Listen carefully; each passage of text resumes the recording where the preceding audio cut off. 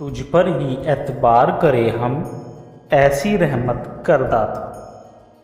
साथ संगत जी, आशा करता हूँ सदगुरु माता जी की कृपा से और निरंकार की कृपा से आप सभी अच्छे होंगे, स्वस्थ होंगे। साथ संगत जी, आप जी के चरणों में बहुत ही सुंदर विचार जिसका विषय है, तुझ पर ही एतबार करे हम, ऐसी रहमत कर दाता। तो आइए साथ संगत जी जानते हैं इस प्रेरणादायक कहानी के माध्यम से। साथ संगत जी, जब जीवन की नाव तूफानों में फंस जाती है, जब अपने भी पराये बन जाते हैं, जब हर राह अंधेरे से घिर जाती है, तब एक ही सहारा रह जाता है और वह है विश्वास। लेकिन यह विश्वास भी जब टूटता है, तब आत्मा कराह उठती है और पुकार उठती है, ए दाता ऐसी रहमत कर कि अब किसी और का नहीं, बस तेरा ही एतबार रह जाए। साथ संगत जी, आज की यह कहानी उसी विश्वास की है, एक टूटे हुए इंसान की है जिसने संसार से हार कर निरंकार की ओर देखा और फिर कभी पीछे नहीं मुड़ा। यह कहानी है विश्वास, रहमत और आत्मसमर्पण की। तो आइए साथ संगत जी सुनते हैं यह प्रेरणादायक यात्रा, तुझ पर ही एतबार करे हम, ऐसी रहमत कर दाता। साथ संगत जी, संसार में ठोकरे। गांव बिनोरीपुर का एक साधारण युवक था और जिसका नाम था राजीव। पढ़ा लिखा, मेहनती, लेकिन जीवन में कभी भी स्थिरता नहीं देखी। व्यापार शुरू किया, डूब गया, नौकरी मिली, छूट गई, विवाह हुआ, संबंध टूट गया। राजीव का मन संसार से उब गया था। एक दिन अपने ही कमरे में दीवार से सिर सटाकर वो चिल्लाया और बोला, हे भगवान, आखिर क्यों मुझे ही सब कुछ खोना पड़ता है। उसी रात उसकी बूढ़ी माँ ने उसे कहा, बेटा एक दरबार है जहाँ कोई खाली नहीं लौटता, वहाँ चल, और वह जगह है निरंकार की गोद। राजीव ने खिन्न मन से माँ की बात मान ली और पहली बार सत्संग में गया। वहाँ संत की वाणी गूंज रही थी कि संसार धोखा दे सकता है, लेकिन यह निरंकार कभी भी धोखा नहीं दे सकता। ये वो दरबार है जहाँ केवल एक सच्चे एतबार वाले को ही रहमत मिलती है। उस वाणी ने राजीव को भीतर से झकझोर दिया था।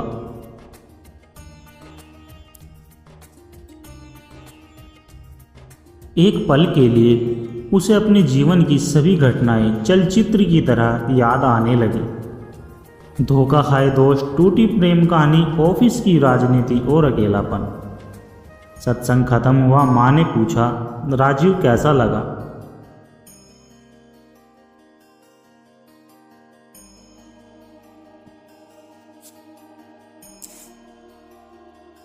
सत्संग खत्म हुआ, माँ ने पूछा, राजीव कैसा लगा? वो बोला, कुछ समझ नहीं आया, लेकिन कुछ बदल गया है अंदर से।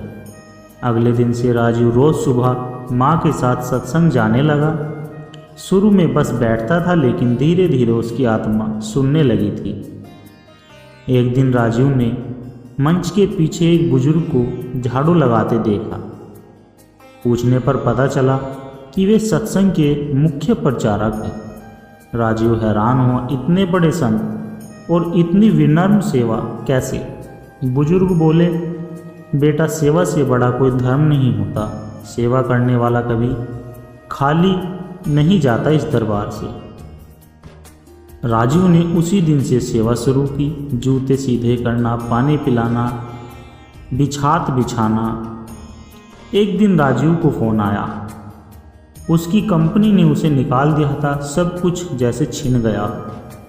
वह टूटा नहीं, वो बस मंदिर के कोने में बैठा रहा और कहता रहा, दाता अब तुझ पर ही एतबार है। वहीं बैठे बैठे वो नाम जपने लगा, धन निरंकार जी, तू ही निरंकार, मैं तेरी शरणा, मैनू बख्श लो। अगले दिन उसे एक पुराने मित्र से कॉल आया और बोला, राजू मेरी नई कंपनी में तुम्हारे जैसे सच्चे आदमी की ज़रूरत है, आ जाओ साथ काम करते हैं। राजू ने झट से हाँ नहीं कहा। पहले सत्संग गया, नाम लिया, फिर निर्णय लिया। उसे अब भरोसा हो गया था कि अब जो भी करूँगा वो सेवा भाव से करूँगा, प्रभु की इच्छा से करूँगा। माँ पुकारती और कहती, मैंने तो बस बोया था, फूल तो प्रभु ने खिलाया है। राजीव अब हर सत्संग में पूरी निष्ठा से भाग लेता, वक्त मिलने पर गांव के बच्चों को पढ़ाता, वृद्धाश्रम में सेवा करता। उसका चेहरा चमकने लगा था, मन शांत था, अब किसी बात की चिंता नहीं रहती। एक दिन मंच से संत ने राजीव को बुलाया और कहा, इस युवक ने दिखाया है कि यदि सच्चे दिल से तुझ पर ही एतबार करे हम, कहा जाए तो दाता झोली भर देता है। सारा पंडाल तालियों से गूंज उठा। राजीव की आंखों से आंसू बह निकले और वह बोला,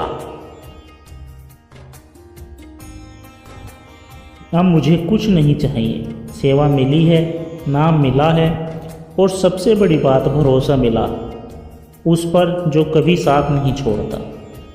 सत्संगत जी, राजीव की यह कहानी हम सबको यह संदेश देती है कि विश्वास अगर सच्चा हो तो रहमत कभी दूर नहीं होती। जब हम सब कुछ हार जाते हैं तब हमें समझ में आता है कि सच्चा सहारा कौन है, और जब हम उस निरंकार पर एतबार करना सीख जाते हैं तब जीवन स्वयं एक सत्संग बन जाता है। सत्संगत जी,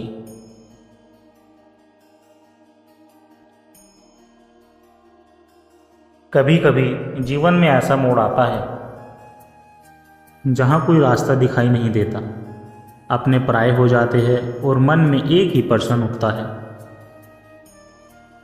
कि अब क्या करें, कहाँ जाए। संसार के हर सहारे को खोने के बाद जब इंसान निरंकार की ओर मुड़ता है तभी उसे असली सहारा मिलता है। यह कहानी है कविता की, जो एक शिक्षिका थी, लेकिन जिंदगी ने उसे ऐसा मोड़ पर लाकर खड़ा कर दिया था जहाँ न कोई रास्ता था और न ही कोई उम्मीद।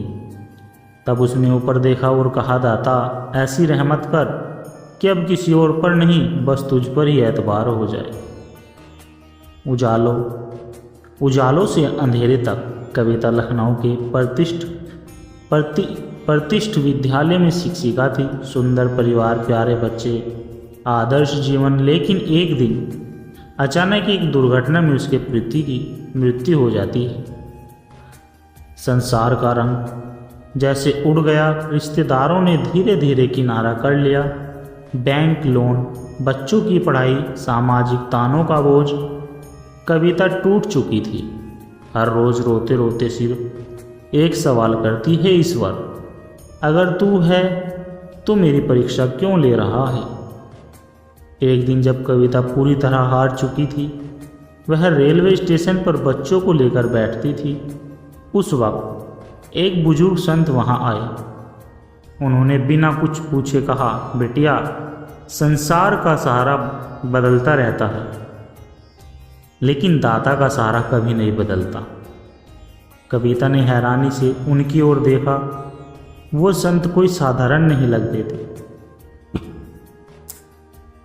उन्होंने एक छोटा सा पर्चा कविता को दिया, जिस पर लिखा था, सत्संग में चल, जहां तुझे अपने असली मालिक से मिलाया जाएगा। अगले रविवार कविता पहली बार सत्संग में पहुंची। वहां का माहौल शांत था, आत्मा को छू लेने वाला, और वहां संत बोल रहे थे, भरोसा संसार पर नहीं, इस पर करो जिसने यह संसार बनाया। जब सब दरवाजे बंद हो जाए तो समझो अब वो खुद दरवाजा बनकर आएगा। कविता की आंखों में आंसू बहने लगे। उसे पहली बार लगा कि कोई है जो उसकी पीड़ा को समझ सकता है। धीरे धीरे कविता ने सत्संग में आना शुरू किया। वो सिर्फ श्रोता नहीं रही, अब वो सेवादार बन गई। एक दिन किसी गरीब बच्ची को पढ़ाते हुए उसने महसूस किया कि उसमें फिर से जीवन आ रहा है। उसे समझ आने लगा कि प्रभु की रहमत सबसे पहले सेवा और समर्पण के मार्ग से आती है। ठीक जब जिंदगी संभलने लगती थी, कविता की बड़ी बेटी को गंभीर बीमारी हो गई। डॉक्टरों ने कहा इलाज महंगा है और समय कम है। फिर से वे पुराने डर लौट आए, लेकिन अब कविता घबराई नहीं। वो प्रभु के आगे बैठी और बोली, दाता अब मुझे किसी डॉक्टर, किसी रिश्तेदार, किसी व्यवस्था पर नहीं, बस तुझ पर ही एतबार है, जैसी तेरी इच्छा। एक चमत्कार हुआ। अगले दिन एक सेवादार संस्था ने इलाज का पूरा खर्चा उठाया। इलाज सफल रहा। डॉक्टरों ने भी कहा यह सिर्फ इलाज नहीं, कोई चमत्कार है। कविता मुस्कुराकर बोली, ये चमत्कार नहीं, मेरे दाता की रहमत है। कविता अब अध्यापक नहीं सिर्फ स्कूल में थी, वो जीवन की पाठशाला में दूसरों को सिखाने लगी थी कि जब दुनिया साथ छोड़ दे तो निरंकार को पकड़ ले, निरंकार का हाथ पकड़ ले। उसका हर प्रवचन एक ही बात पर टिकता, दुनिया से भरोसा हटाओ, दाता से लगाओ। तो जब कोई नहीं सुनता तो ये निरंकार प्रभु सुनता है, जब कोई नहीं उठता तो ये निरंकार प्रभु हाथ थाम लेता है। सत्संगत जी, कविता भी एक आध्यात्मिक मार्गदर्शक बन चुकी थी और कहती थी, जब मैंने दाता से कहा तुझ पर ही एतबार करे हम, तब उसने मेरी हर राह आसान कर दी। बस शर्त एक थी, मुझे किसी और पर नहीं, केवल उसी पर भरोसा करना था।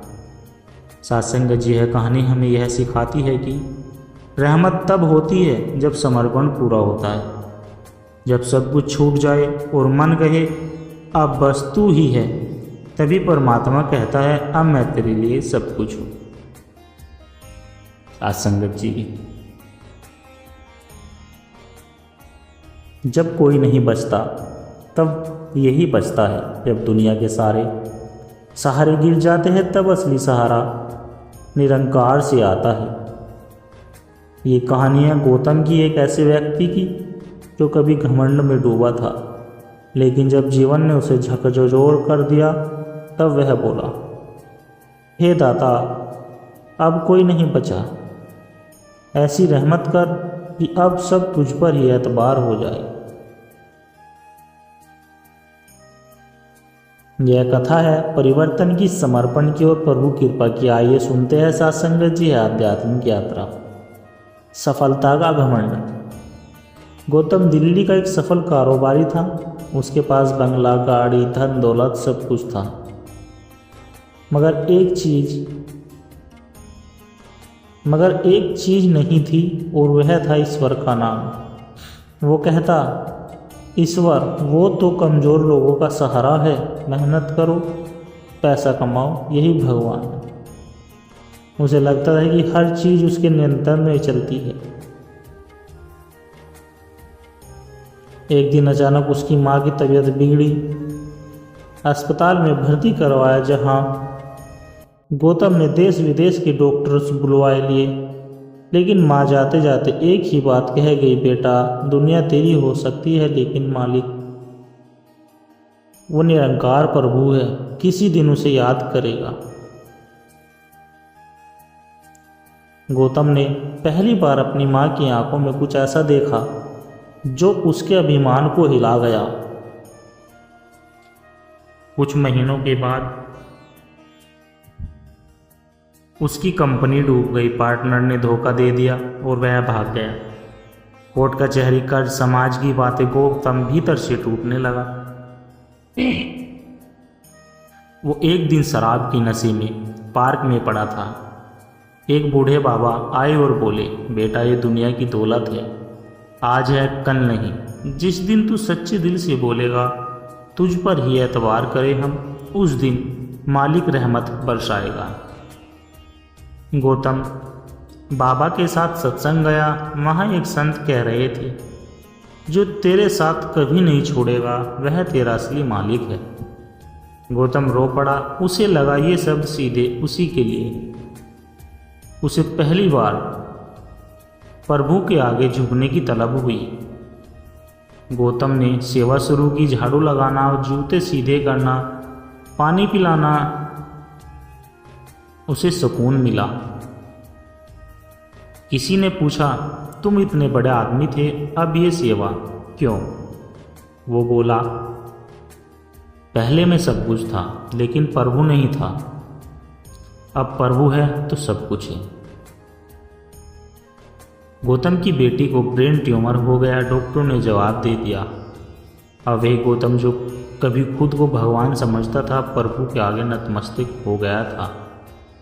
दाता अब तू ही है और जैसे तेरी मर्जी, बस तुझ पर ही एतबार है। एक रात गौतम ने सारी उम्मीदें छोड़ दी थी और बस नाम जपता रहा। अगली सुबह डॉक्टर चौंक गए। एमआरआई रिपोर्ट साफ थी, अब कोई ट्यूमर नहीं। गौतम रो पड़ा, दाता अब समझ गया कि तू कौन है। उसने प्रण लिया कि अब वो बाकी जीवन प्रभु सेवा, सत्संग और नाम में लगाएगा। गौतम अब सत्संग में एक साधारण सेवादार है और वह कहता है, अगर तुम भी टूटी उम्मीदों के सहारे जी रहे हो तो बस एक बार सच्चे दिल से कहो, दाता अब तुझ पर ही एतबार है, और फिर देखो कैसे रहमत बरसती। सत्संगत जी, यह कहानी हमें सिखाती है कि सच्चा सहारा वही है जो कभी साथ ना छोड़े, और वह है वह है परमात्मा। जब हम सब छोड़कर बस उस पर विश्वास कर लेते हैं तो वो ऐसा दामन थामता है, फिर कभी गिरने नहीं देता। सत्संगत जी, सेवा करना हो तो निरंकार का काम होता है उसकी सेवा का मान रखना, प्रमाण करना। यह कहानी एक ऐसे साधारण सेवा की है जो न किसी मंदिर का पुजारी था और न ही किसी आश्रम का प्रचारक था। वो तो बस एक छोटे से गांव का व्यक्ति था, लेकिन उसके भीतर जो प्रेम था, जो समर्पण था, उसने खुद भगवान को आने पर मजबूर कर दिया। सत्संगत जी, रामपुर नाम का एक छोटा सा गांव था जहां हरिराम नाम का एक गरीब आदमी रहता था। एक गरीब लेकिन निहायत ईमानदार और भगवान को समर्पित सेवक। वो सुबह जल्दी उठता, गंगा जल से घर का आनंद होता, तुलसी को जल चढ़ाता और हाथ जोड़कर कहता, हे प्रभु मुझे कुछ नहीं देना, बस सेवा का अवसर देते रहना। हरिराम मंदिर नहीं जाता था। उसे लगता था भगवान वहीं होते हैं जहाँ सच्ची भावना होती है। लेकिन लोग हरिराम को पागल समझते थे, कहते थे, अरे भगवान ने कभी इसके घर झांका भी नहीं। किसी ने मजाक किया, जिसके पास 2 वक्त की रोटी नहीं वो भगवान की बातें करता है। हरिराम मुस्कुराकर बोला, सेवा करना ही मेरी पूजा है, सेवा करनी ही मेरी पूजा है, और जब भगवान चाहोगे तो जरूर आएंगे। वैकुंठ में भगवान विष्णु अपने सेवकों की बात सुन रहे थे। तभी नारद ने कहा, प्रभु धरती पर कोई भक्त है जो बड़े मंदिर बनवा रहे हैं, हवन करवा रहे हैं, पर एक हरिराम नाम का व्यक्ति बिना किसी स्वार्थ के आपकी सेवा में लीन है। भगवान बोले, नारद चलो आज हरिराम की परीक्षा लेते। भगवान साधु का वेश धरकर हरिराम के द्वार पहुंचे। हरिराम ने बिना पूछे उनके पैर धोए, भोजन परोसा और कहा, स्वामी ये भोजन प्रसाद समझकर ग्रहण करें। मेरे प्रभु की कृपा है कि आज कोई अतिथि आया है। भगवान बोले, हरिराम क्या तू मुझे पहचानता है? हरिराम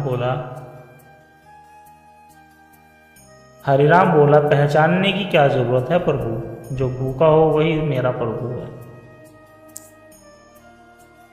भगवान बोले, क्या तू इस सेवा के बदले कुछ चाहता है? हरिराम हंस पड़ा और कहा, दाता, दाता से कुछ मांगना कैसा? वो दे रहा है सेवा का अवसर, यही सबसे बड़ा वरदान है।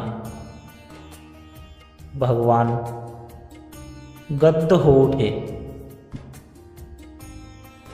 भगवान को जब हरिराम जप कर रहा था, भगवान ने अपना असली रूप दिखाया, 4 भुजाएं, शंख, चक्र, गदा, पदम। हरिराम की आंखों में आंसू बहने लगे।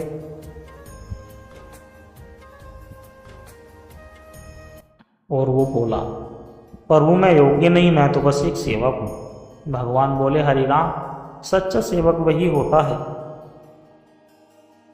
जो सेवा में खुद को खो देता है।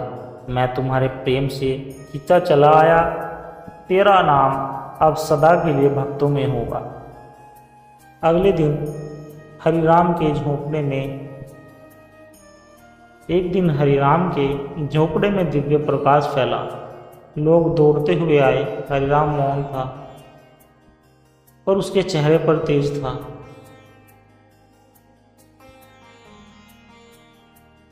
गांव वालों ने पूछा, हरिराम, क्या भगवान आए थे?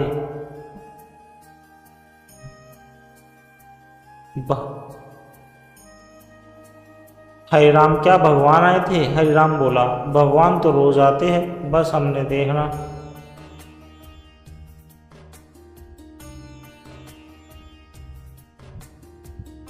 सासंगत जी,